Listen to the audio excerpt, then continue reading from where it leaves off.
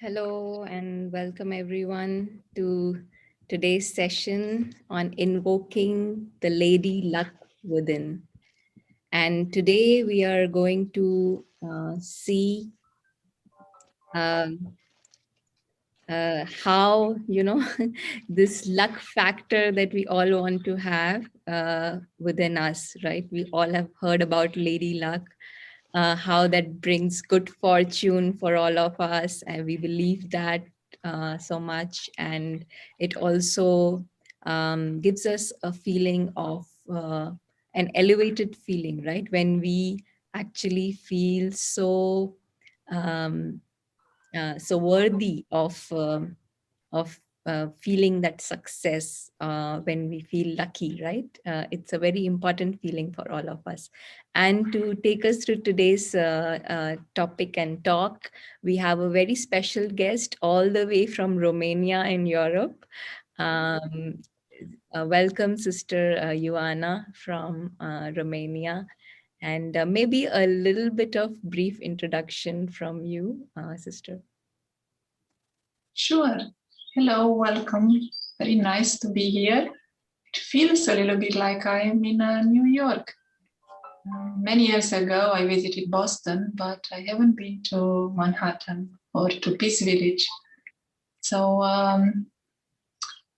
yes, what can I say? Living in Cambridge at the moment, originally from Romania, and practicing Raja Yoga meditation for maybe 10 years now, and met Sister Kanupriya in Bangalore in 2017, which was a wonderful occasion to meet Kanupriya and also to visit Bangalore. So I'm happy now to be with you, with all of you, and share on this beautiful subject, Lady Luck, invoking our Lady Luck. Yes, thank you for your introduction. And just for a short introduction about Kanupriya, this is, I'm joining from Peace Village, Learning and Retreat Center of the Brahma Kumaris up in the Catskill Mountains. And I want to also uh, give a word of appreciation and support for the Manhattan Meditation Center, who's also supporting this program. So, all right, Sister Ioana, would you like to share some thoughts on this topic of invoking the Lady Luck within? Sure. Can you hear me well? It would be nice to get some signal from you. I understand the music. Yes, the music is not that easy for you to hear. So let's skip the song, the music. And what came to mind was an interesting study that was done some years ago, not that long ago, on happiness. And that study has been carried out in United States by a professor from the Great Britain.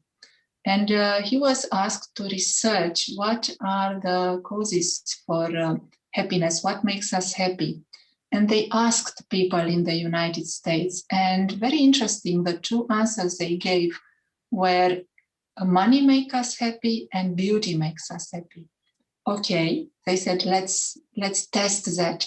They went to Wall Street, where are the richest people in the world, maybe amongst the richest people, and they asked them, are you happy? And they said, no, we are not happy at all. We are constantly concerned with what's happening with our money. When there is a fluctuation in the market, what are we going to do? We don't know who are our friends. We don't know who are with us because they like us or because of other reasons. We are not happy. Okay. Then they went to Hollywood, where are some of the most beautiful people. And they asked them, are you happy? They said, no, we are not happy. We are constantly looking for new opportunities. There are other younger actors who are coming from behind.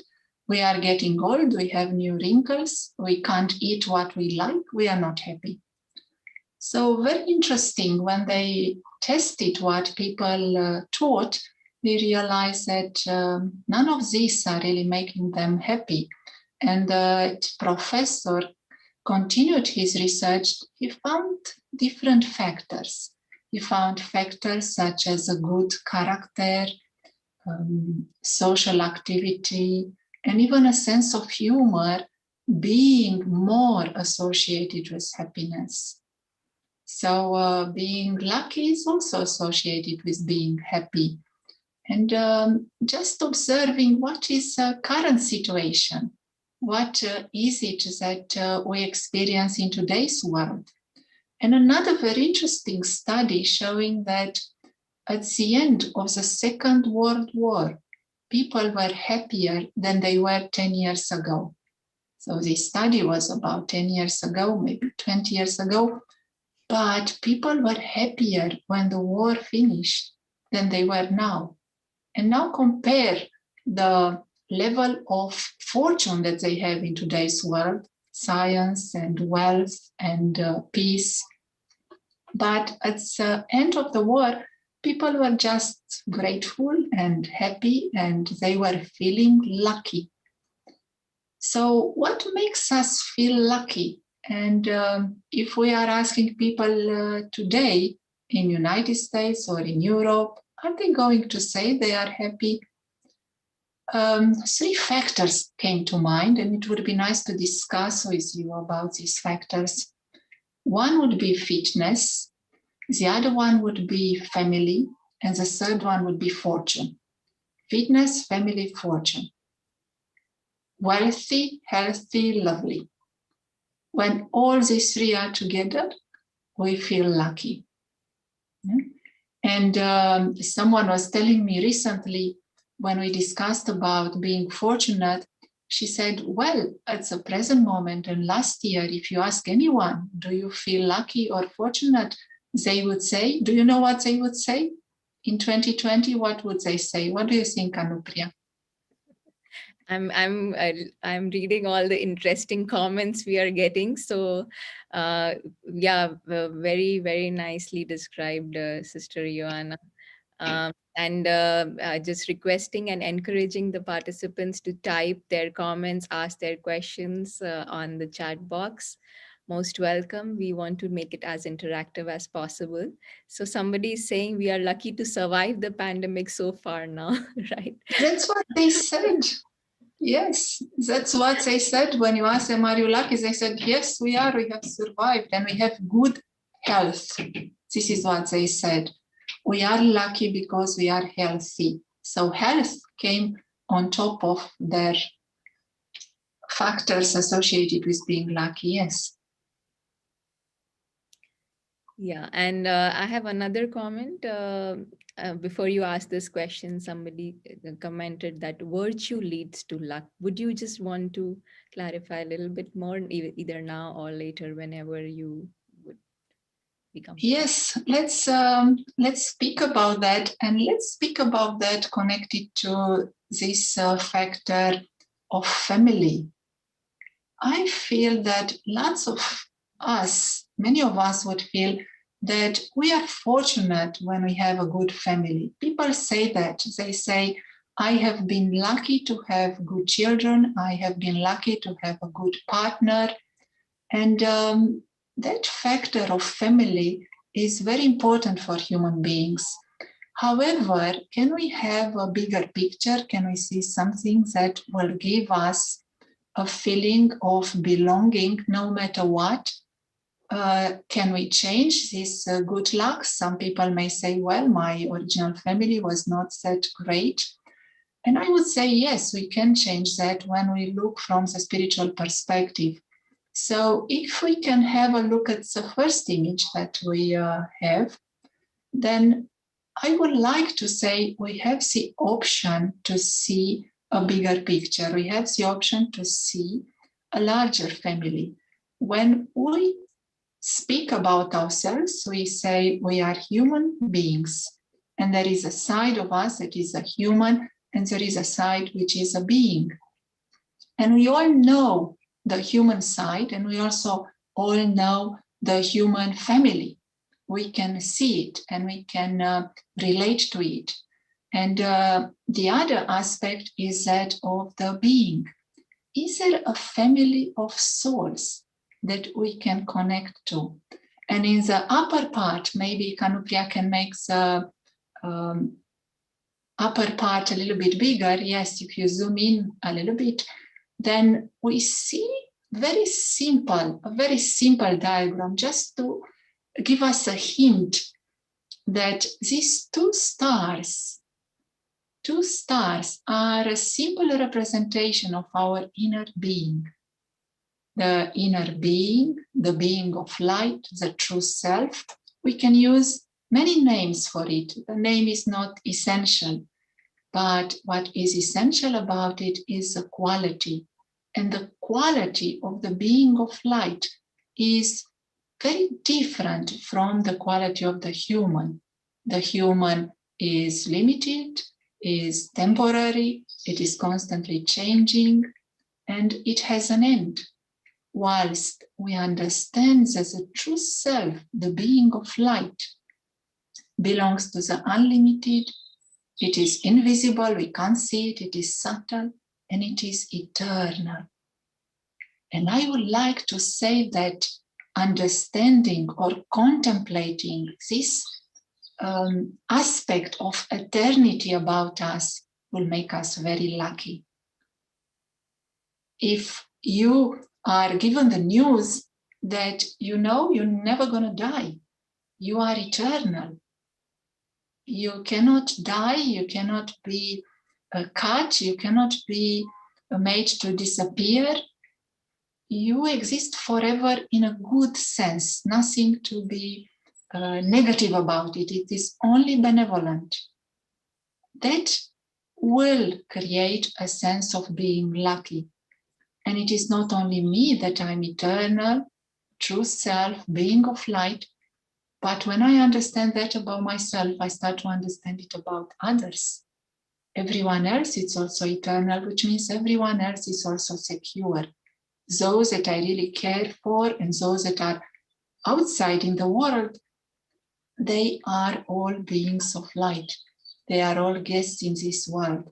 They are all, the real selves are all eternal. That creates a new feeling of belonging to a much larger family, a family of higher beings, a family of beings of peace, beings of benevolence, of love, of happiness. And these beings are always safe. That is a beautiful feeling of belonging. And I would say that feeling of belonging is irrespective of anything that happens in the physical world or in the family as we know it. We can step up. Yes, we look after everything here, including the family, but we can start to feel that we belong to this family of eternal beings, beings of light, a family that includes everyone. Everyone is included, everyone is lucky. It would be nice to hear from you. What would you say, Kanupriya? Yes, very nicely explained, Sister Joanna. And just wondering, what is it that really makes us feel unlucky, right? If we are all the beautiful things that you just mentioned, we are beings of light, we are eternal and free and guests and secure and safe, then what is it really that is making us feel unlucky? Because that is something that is so real for us today. We are putting in so much effort in so many things, whether it is our relationships, whether it is our health. We are doing so many things, in the three aspects that you mentioned. Fitness, we are doing so much, right, to keep the body healthy. So we are going to exercises, we are going for some kind of rejuvenation.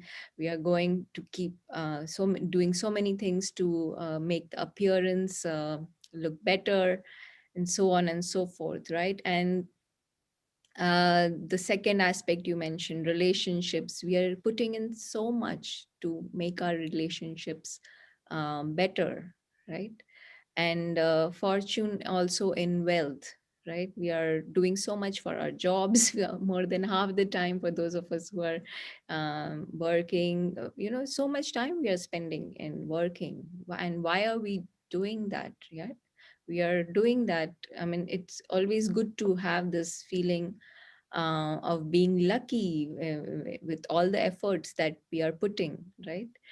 But somewhere we are not feeling the way that you just explained, sister. So could you also, I see that there is another part of this image that we are displaying, and I see a life of attachments. Is that the reason for feeling unlucky? And if you could elaborate on that, it will be helpful for all of us.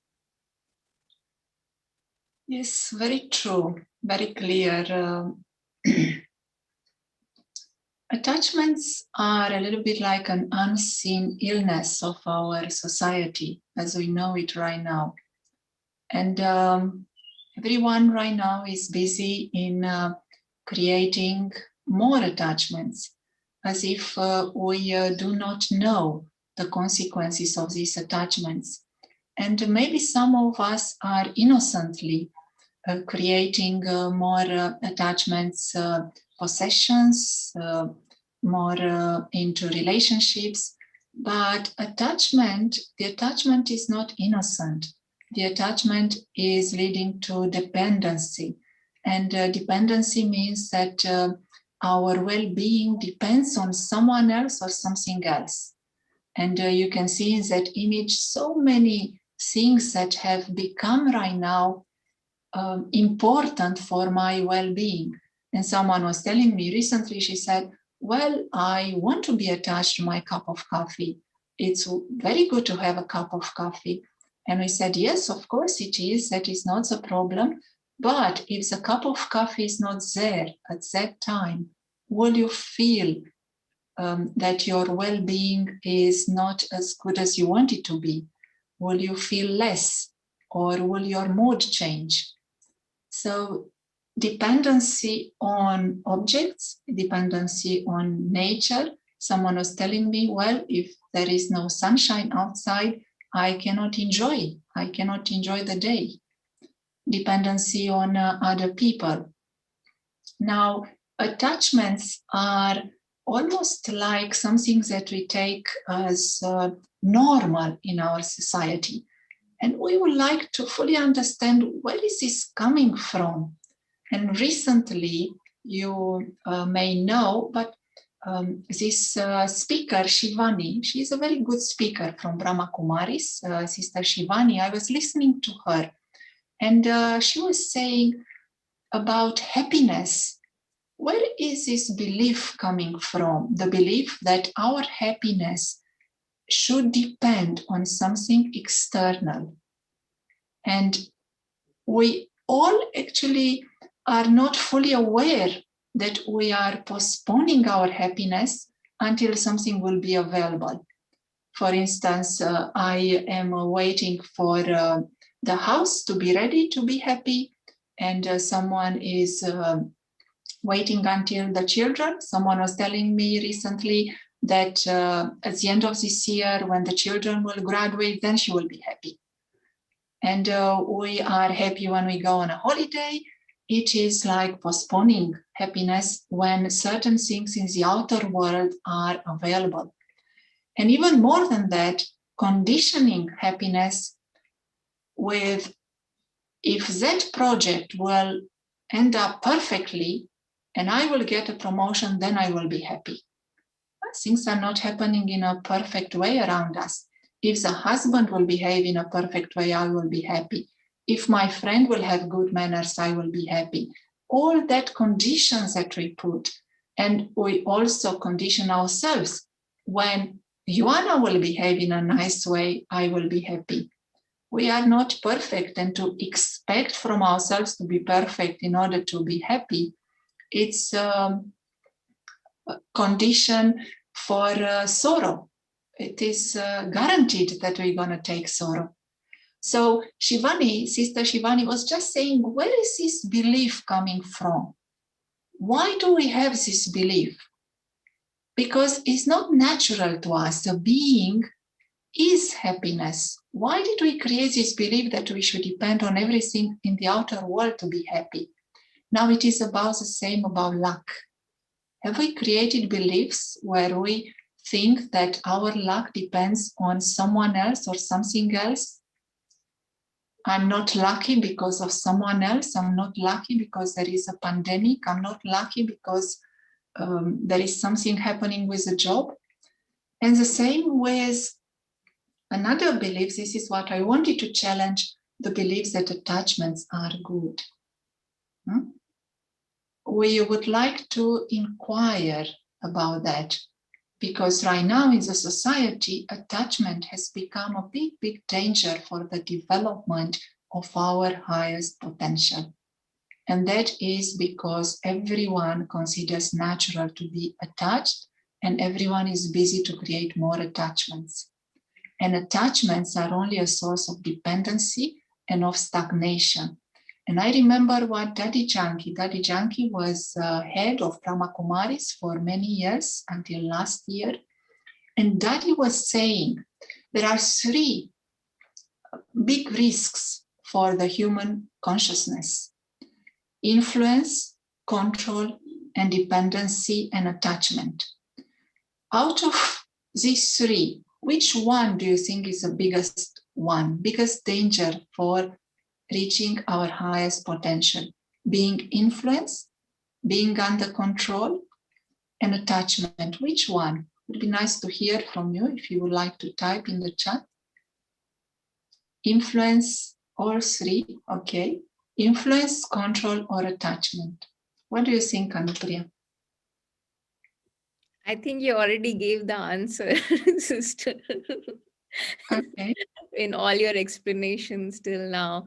But I also feel that one common thread that you have been talking about, this feeling of being lucky is directly related to the feeling of happiness, right? And feeling of happiness is so important for all of us. And how do we really define feeling lucky? There is a very nice comment which I was actually wanting to read. We are defining our luck or being unlucky, uh, really is stemming from that expectations of ourselves and our relationships or other objects that you were mentioning as well, where we have attachments, and if our expectation is fulfilled, then we feel lucky. If things are not happening our way, then we feel unlucky, right? And that is the equation, that here in the comment it says achievements is equal to being lucky, feeling lucky. But achievements or success, right? If we are successful in what we set out to do with our aim, and the goal that we set out, we start to feel lucky. But this amazing feeling of feeling lucky, not based on these objects and the relationships and other things that you mentioned, how do we really come out of that feeling and really feel lucky all the time? That will be such a wonderful feeling that you were describing right at the beginning. Agreed. Yes. Lucky means what you said is very nice. Also, lucky means free. So when we speak about a life of attachment, we speak about a life being being trapped in a web of dependencies. And that is not the highest quality of life that we can have. And as we said, influence, control, attachment, it is attachment. Davide was saying it is attachment that is the biggest danger for reaching our highest potential, because it is unseen. People in the current human society sooner or later will realize that influence is not good for me. To be controlled or to control others is not good for me. But attachments, they do not realize the extent to which attachment is damaging the, the higher consciousness. And Daddy used to say that a life of attachments is like deceiving ourselves. It's a life of deception. We believe we have a good quality of life when we are actually walking in crutches. It's like my mind is crippled. So Dali was very, very serious about drawing our attention to the fact that if we will start to observe even a little bit the attachments that we have created so far in our lives, and if we can start to maybe contemplate on not creating new attachments, let's start with that. Observe the attachments and create from today less attachments. Then what we are getting is freedom. And when we are free, we are very lucky. We are free to experience that higher consciousness. We are free to belong to a larger family of uh, higher beings of light.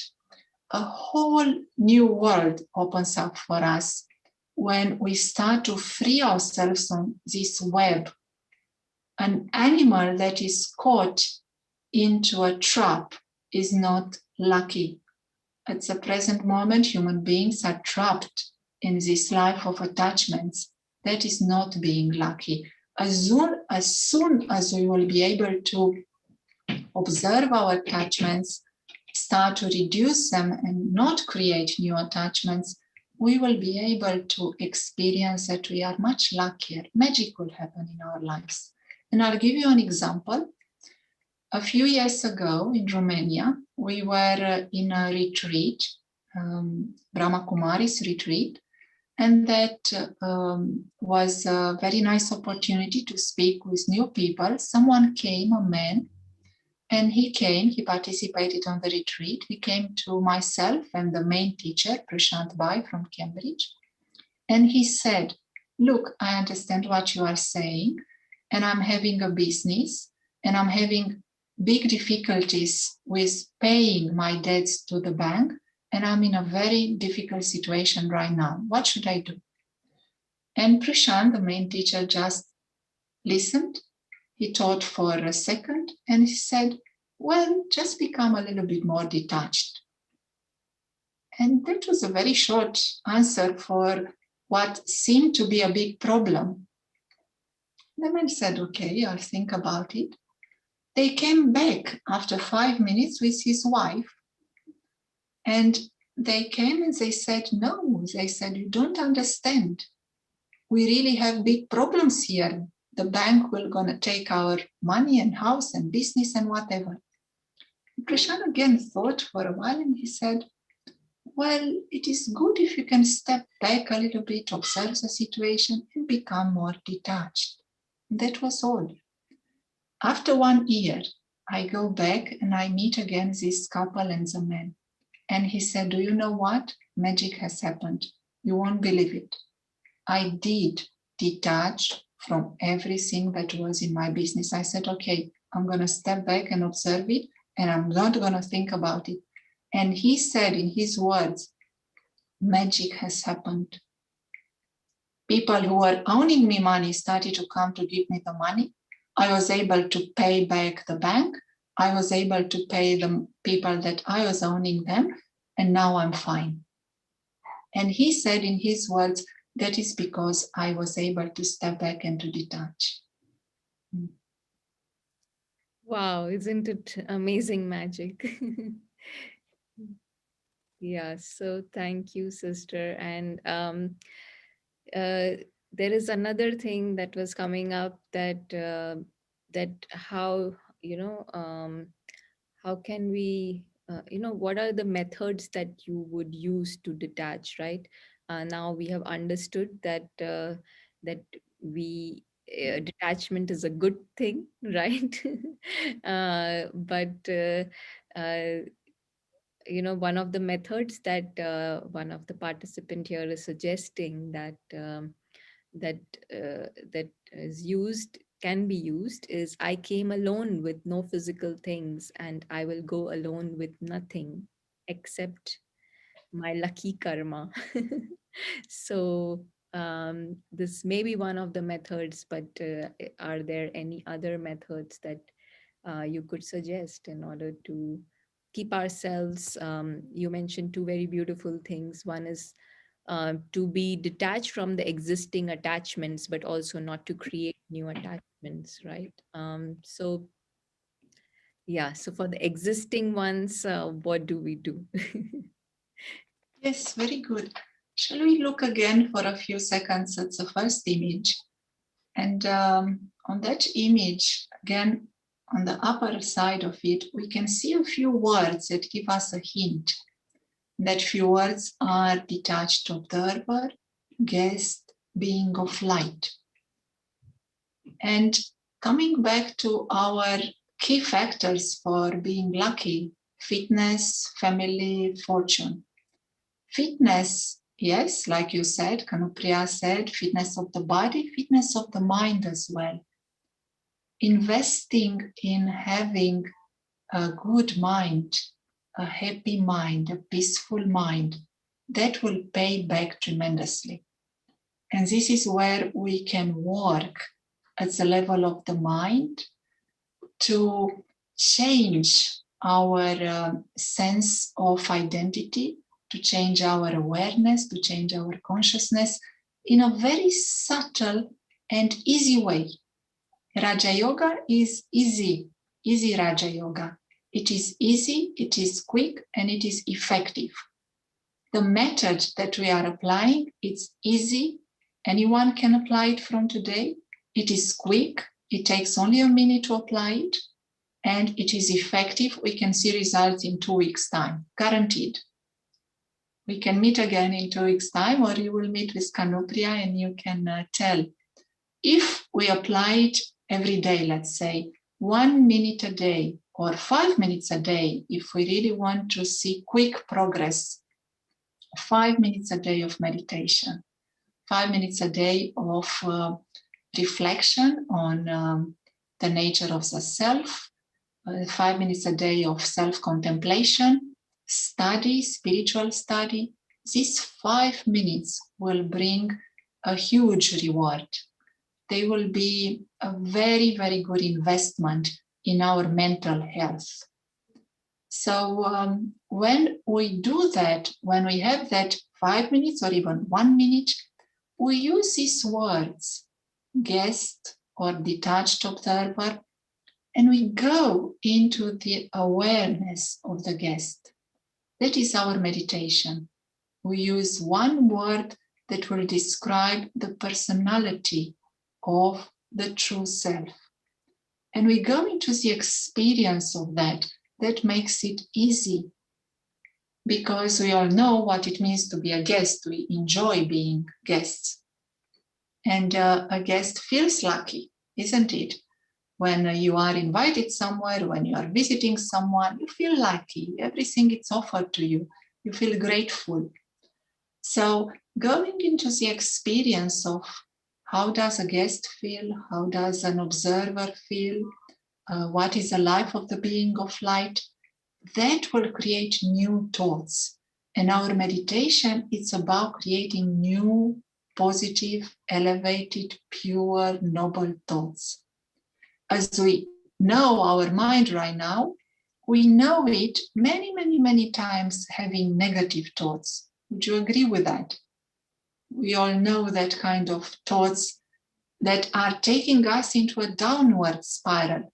I don't have only one negative thought, I have another one and another one, and it is like a cyclical thinking that takes me lower into a lower consciousness. And together with thoughts, there will be negative emotions. That is a downward spiral. And we all experience negative emotions such as sadness or anxiety or panic.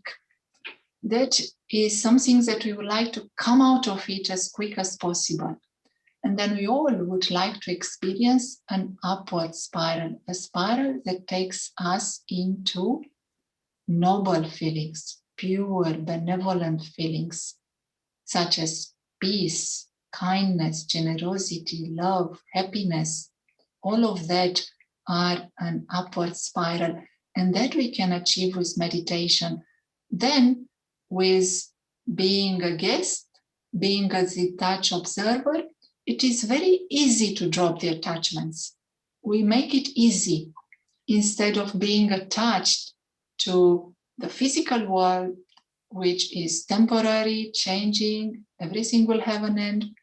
We can be more interested or attached to the eternal matters. Being interested in meditation, being interested in the beings of light, being interested in what is eternal. That will do the job in an easy way. So I think, sister, it is a very good time for us to go into meditation. What do you think? Can you please guide us into the Sure. meditation? Yes.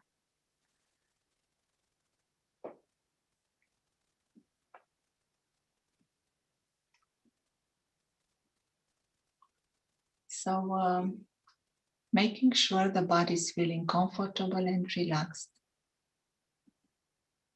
keeping the back straight, the head is held high. You can keep the eyes open if you wish. I will speak a few words that guide our thoughts. Do not expect fireworks. It is a journey with gentleness towards the inner being, the being of light. I connect with a point of positive energy situated inside the body, behind the forehead, in the middle of the two eyes.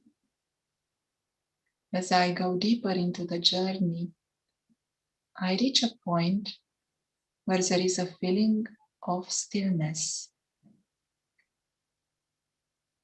a feeling of being in silence.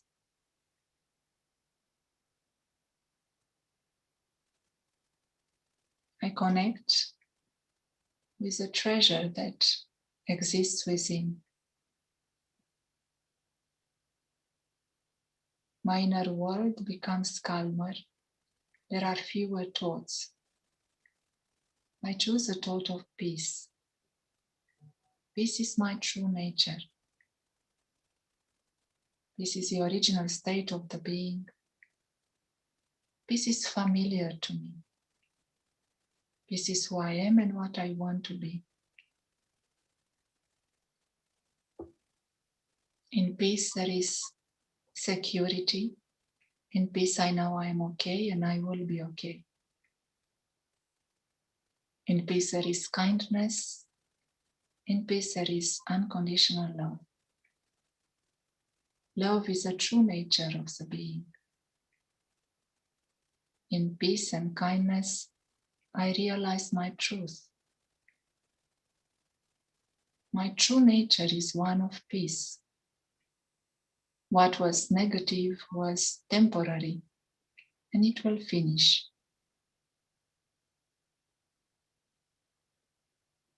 I understand that I'm the author of my happiness. When I was looking for happiness in the outer world, that was coming and going. Now I know I'm the creator of the happiness. Vibrations of peace, love, and happiness are spreading out into the body, reaching out to family, to friends, reaching out into the world.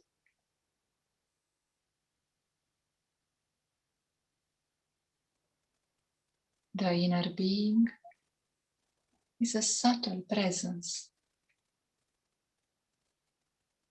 The inner being belongs to a world of peace.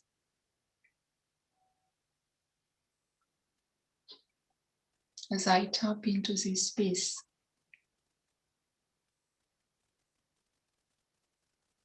a world of silence and the world of stillness becomes more obvious. It becomes real. The being of light, the true self, belongs to this world of light, a world that is eternal,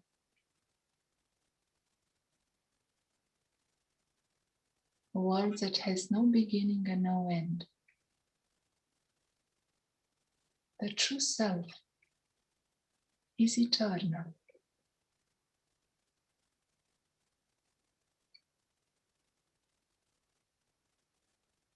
Here there is a family of beings of light.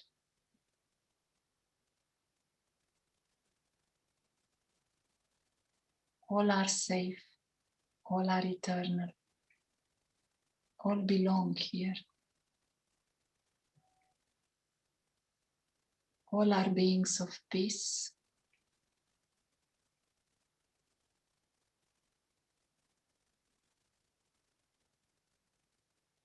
all are beings of kindness and love.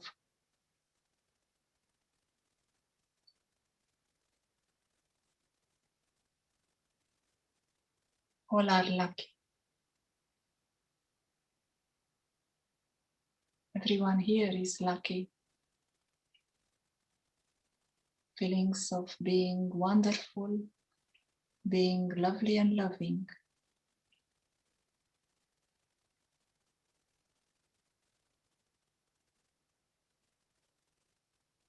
These feelings of being wonderful, being lovely, worthy. We can return attention is again to the physical surroundings, to the body. We return with the awareness of being a guest. As a guest, I know there is a longer journey. The guest does not create attachments. The guest is grateful and feels lucky. Thank you.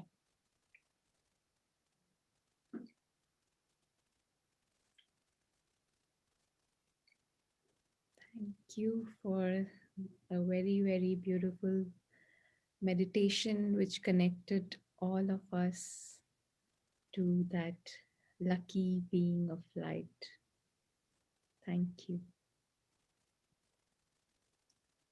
And so maybe we can move on to the next segment of our talk.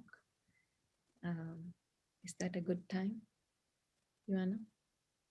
Yeah, sure. It would be nice to hear from you, Kanupriya, Yeah, then. sure. So I was just thinking about, you mentioned freedom, right? Freedom and being successful um, in, in whatever we do, having that feeling that everything is actually good, is beneficial around us. I think, would you want to actually start with sharing the second image? Is this the good time? Sure.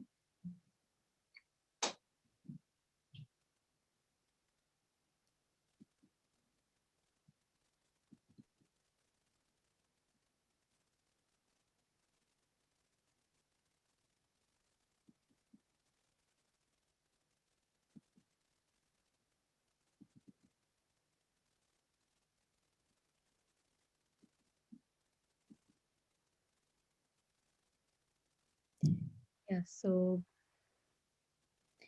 here, like we said, that lucky means to be full, right? Means that we experience being successful in a way in in everything that we do. We feel lucky when we are free to experience this success. And how do we really do that? Of course, detachment is the first step of doing that. And how can we be really truly detached? We are learning about it slowly, step by step, and like is mentioned, like you can see here, it's being knowledgeful, right? Knowledge, meaning spiritual knowledge, is a very important aspect of learning the methods to be detached. And once is knowledgeful, um, then one is able to connect to the true being, and not just in meditation like we just experienced with Joanna, but also in our daily activities, right?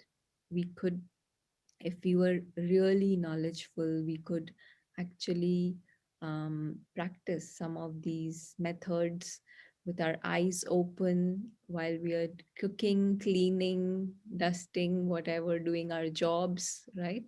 In every activity, we can actually slowly try to bring in these methods and practices, which helps us being detached and feel free. Once we are free, then we are um, free from all the things that are holding us back from feeling lucky. And we are able to actually come out of that whole feeling of being unlucky. And then what is left? We would just appreciate everything that is around us.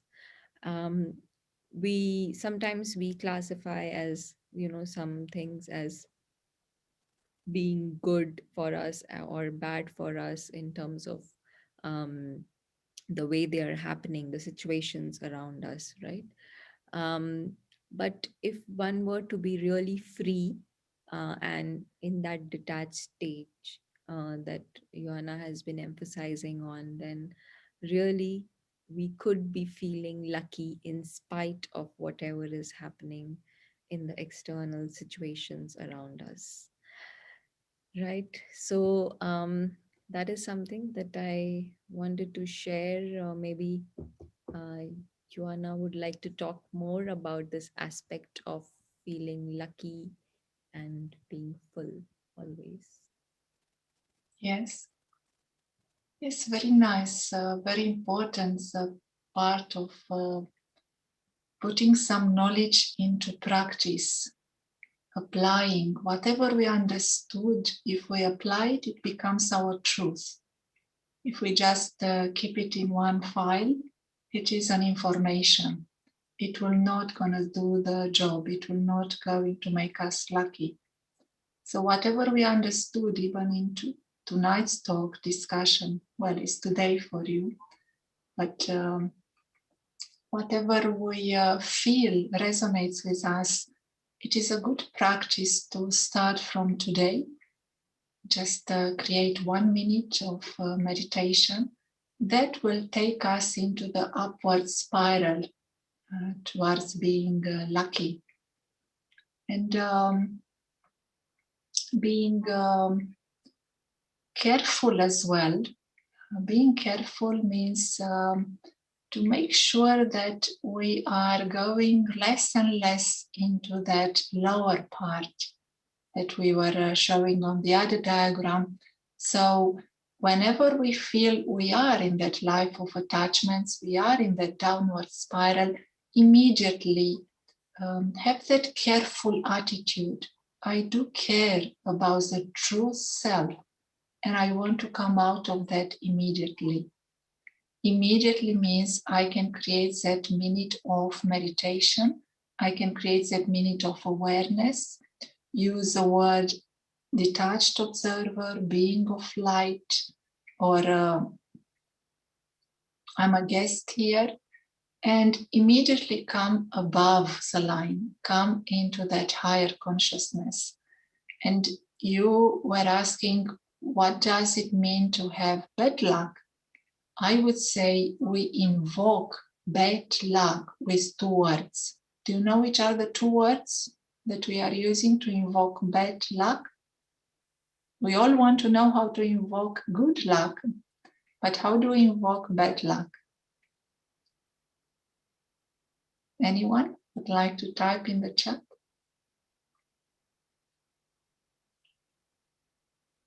There can be many words.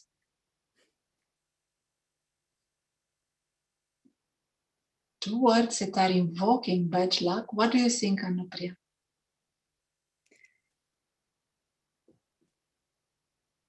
I think me and mine. Me and mine. Yes, definitely. Even more than that, give me. The moment we start to go into the awareness of give me some peace, give me some respect, give me some attention, give me some time, give me a place in the first row. We go to a meeting, and why we are not seated in the first row, why someone else is seated on my chair. We go to a discussion and no one is asking for our opinion. Give me my turn. When do I speak? I was recently in a gathering and everyone was speaking about apart from one person. So when is my turn? When do I speak? Give me my turn. Give me my rights. Give me more attention. We call that in spiritual understanding, we can call that maybe a strong term, but it gives us a flavor. We can call it a beggar attitude. And a beggar is not lucky.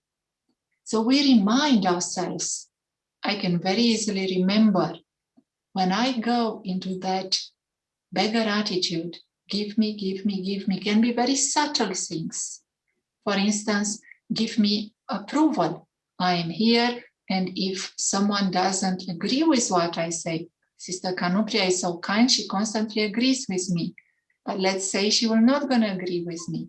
Then if you are asking for approval, I really want someone to say yes, yes. That is a subtle begging attitude. A beggar is not lucky. In that moment, I have crossed the line and I am invoking bad luck. And sooner or later, somehow that bad luck will come. It may be in small, small, small form, but it is like who has created that? So it would be nice to hear from you as well, maybe from Sister Kanupriya, about responsibility. So can we create our luck? Can we invoke our luck?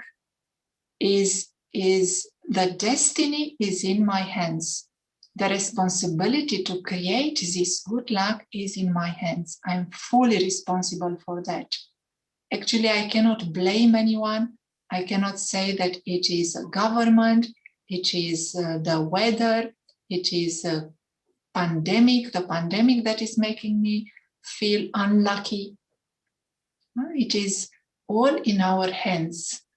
So that would be really nice if we can have that, put it into practice. What would be some steps to become more responsible?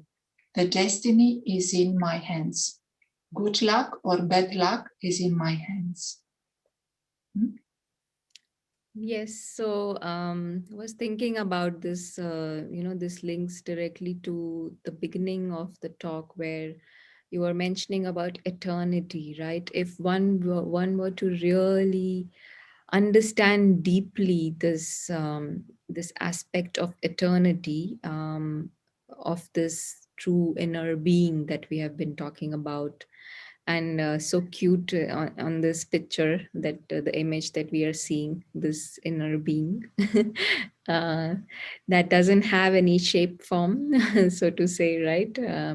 And is beyond all kinds of gender and any kinds of um,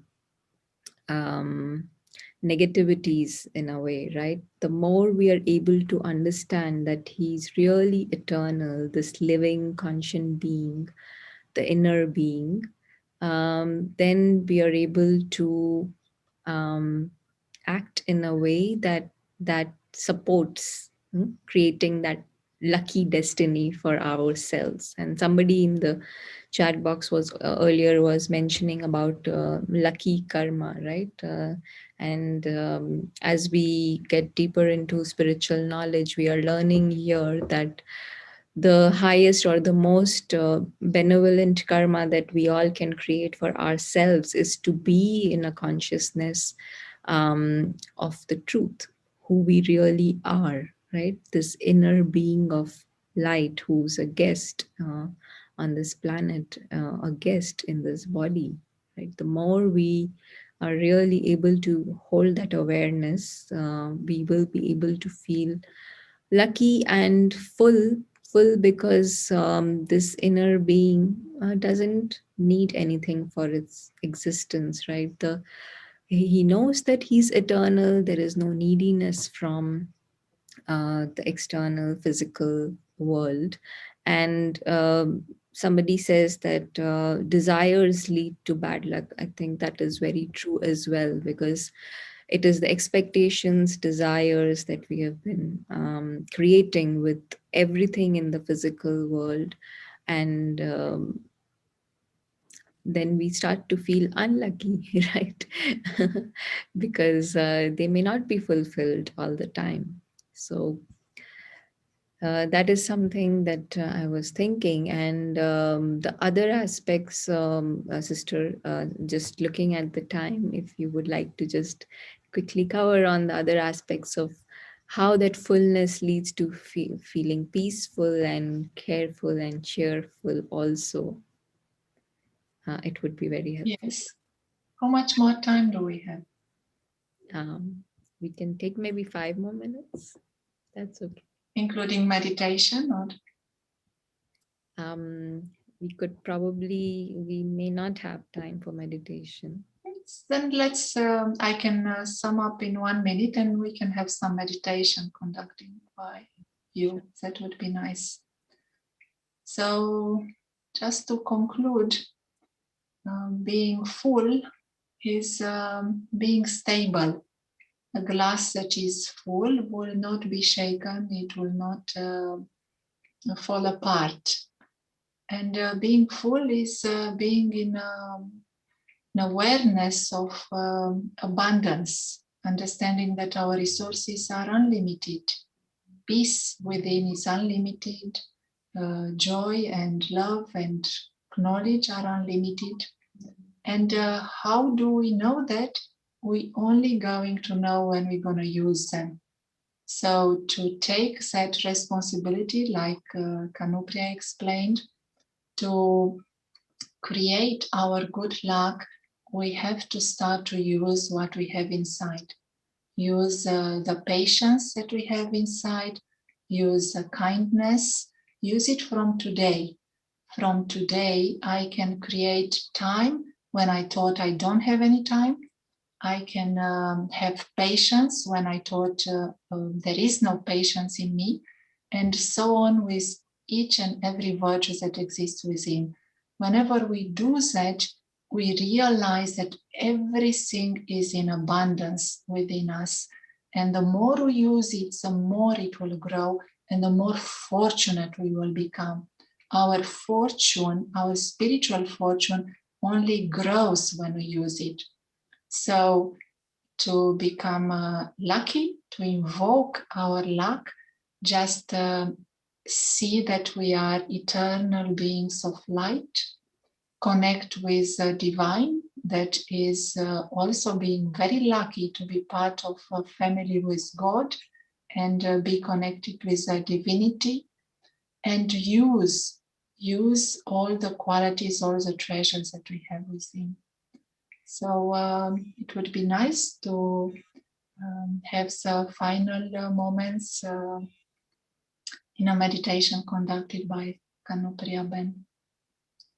Sure. Before that, one, I think, last question that I think is good if we can answer, is that how can we maintain if some this feeling of being lucky if somebody is putting us down intentionally constantly? Yeah, so very interesting question, right? Like was being mentioned before, that in spite of whatever may be happening in what we say a bad situation, also how do we really maintain this feeling? Um, so some of the methods that Sister Joanna also described just now is to develop a practice, a routine, right? To meditation, because in meditation we are able to sit down and really observe the feelings within, and also it's easier for us to go in inwards and connect to our truth, which is that of being lucky always, right? The more we remind ourselves that we are lucky beings of light forever, constantly, permanently, right? For eternity, then we will be able to emerge or re-emerge those feelings when going is not good for us. Um, so that is that is one way to move forward with this. So let us just sit back and sit in a relaxed position and just be alert, um, with the back upright, and we just guide our mind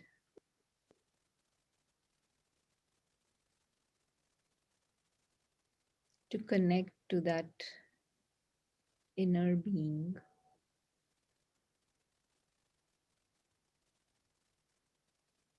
the being who knows of his existence beyond.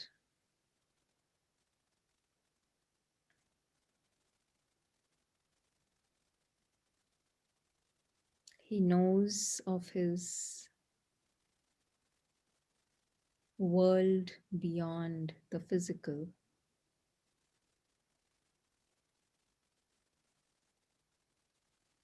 a world that makes him feel lucky always. This world is made up of beautiful golden red light.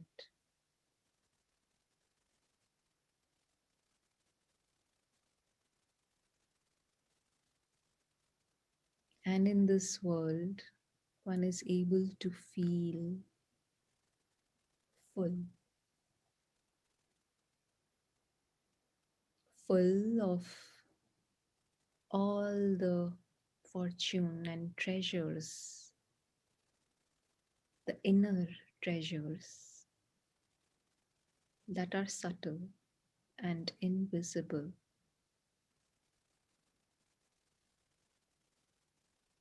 treasures of peace and cheerfulness,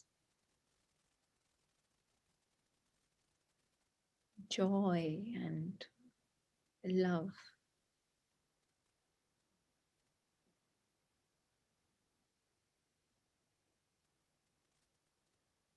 These subtle inner treasures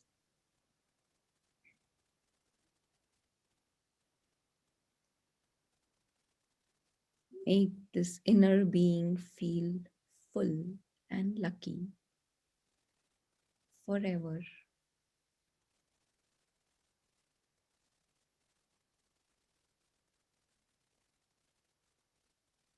There is nothing that he needs from the physical when he feels full and lucky from this world beyond.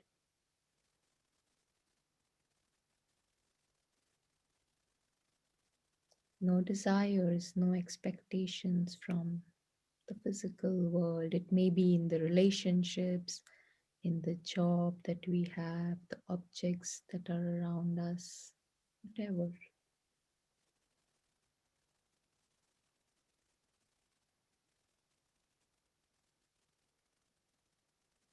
No need, no dependency on anything in the physical.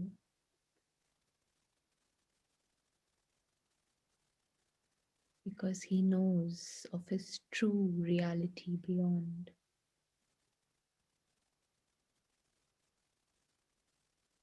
And all he has to do is connect with this reality with his mind in a second.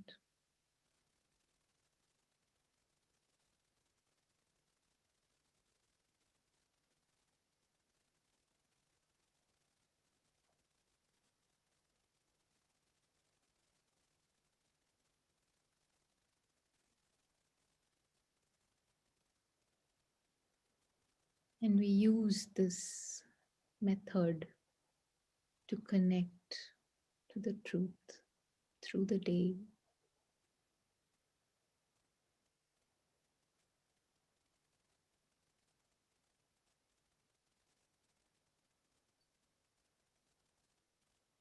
Thank you.